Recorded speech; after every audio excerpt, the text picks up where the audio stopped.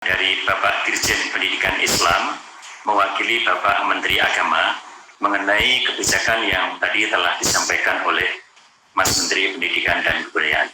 Kami persilahkan Bapak Komarudin Amin. Baik, bismillahirrahmanirrahim. Assalamualaikum warahmatullahi wabarakatuh. Mas Menteri yang saya hormati, Pak Menteri Kesehatan, Mendagri, Kepala BNPB, para pejabat eselon 1 yang hadir pada kesempatan ini secara virtual yang saya hormati. Pertama, kami menyampaikan apresiasi yang setinggi-tingginya kepada Mas Menteri beserta seluruh jajarannya.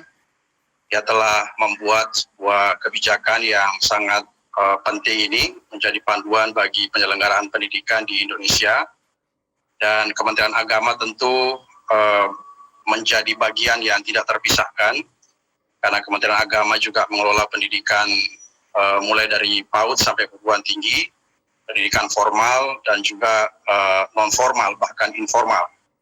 Oleh karena itu kami sepenuhnya mendukung dan setuju terhadap apa yang telah dipaparkan oleh Mas Menteri tadi terkait dengan pendidikan madrasah khususnya, karena karakter pendidikan madrasah dan sekolah saya kira sama saja, tidak ada perbedaannya. Oleh karena itu kebijakan untuk pendidikan madrasah sama dengan kebijakan sekolah, karena ini juga hasil rumusan bersama, hasil diskusi panjang yang juga sangat intensif antara kita bersama, antara Kementerian Dikbud dan juga Kementerian Agama. Oleh karena itu kami fully support terhadap kebijakan ini.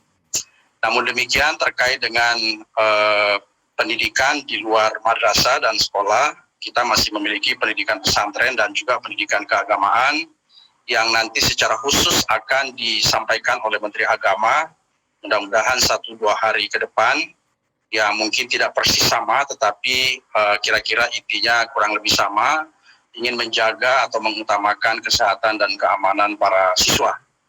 Karena itu, terima kasih sekali lagi, salam hormat dari Menteri Agama kepada Mas Menteri dan kepada seluruh jajarannya, dan juga Pak Prof. Agus Sarpono, Deputi PMK, atas kerjasama, atas kerja keras yang telah menghasilkan sesuatu yang sangat penting untuk menjadi panduan kita bersama. Sekali lagi Pak Sekjen, terima kasih.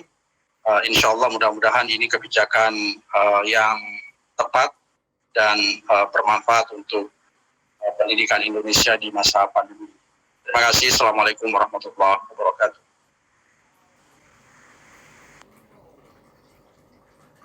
Pak Dirjen atas tanggapan dan dukungannya. Kemudian karena memang masyarakat melihat kebijakan ini sangat penting, ada 2 pertanyaan untuk Bapak Dirjen atau Kementerian Agama. Satu adalah bagaimana teknis pelaksanaan protokol kesehatan di pesantren maupun madrasah, dan bagaimana kesiapan dalam memasuki tahun ajaran baru 2020. Silakan Pak Dirjen. Ya, terkait dengan pesantren, sekali lagi saya sampaikan bahwa akan disampaikan secara resmi oleh Bapak Menteri Agama 1-2 hari ke depan, insya Allah.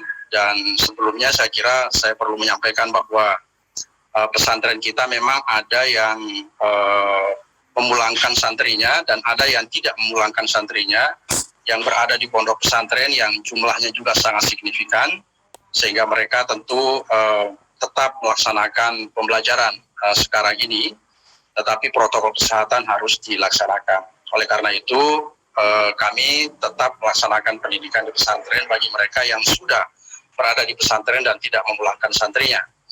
Terkait dengan pendidikan madrasah, saya kira sama persis dengan apa yang tadi disampaikan, dipaparkan oleh Pak Menteri, bahwa protokol kesehatan harus menjadi prioritas utama kita, dan juga harus mendapat dukungan dari Pemda tentunya, dari gugus COVID.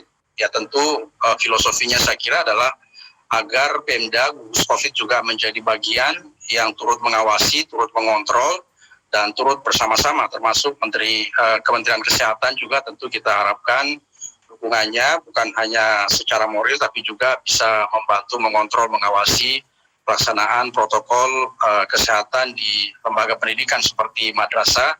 Jika seandainya madrasah menjalankan atau menyelenggarakan pendidikan yang berada di zona hijau seperti yang disampaikan oleh Pak Menteri tadi.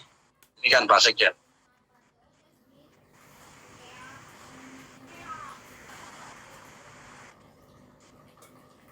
Satu pertanyaan lagi, yaitu mengenai apa imbauan kepada orang tua dalam mendampingi anak belajar dari rumah, terutama bagi siswa di pesantren dan madrasah, dan bagaimana pelaksanaan pembelajarannya di zona hijau. Silakan Pak Dirjen. Ya, kepada santri yang sedang berada di pondok dan tidak pulang ke rumah dan tetap mengikuti pembelajaran sebagaimana biasanya, tentu kami berharap, kami menghimbau kepada penyelenggara pendidikan pesantren, kepada santri-santri juga, agar terus mengutamakan keselamatan dan kesehatan, agar terus menjaga protokol 19, agar terus menjaga kebersihan dan membiasakan hidup sehat. Saya kira ini pesan yang harus kita sama-sama sampaikan kepada seluruh masyarakat kita. Kepada santri-santri dan kepada siswa-siswi madrasah dan pondok pesantren yang sedang berada di rumah, ya kami menghimbau agar orang tua berpartisipasi, terlibat, engage dalam membina, mengarahkan anak-anak kita.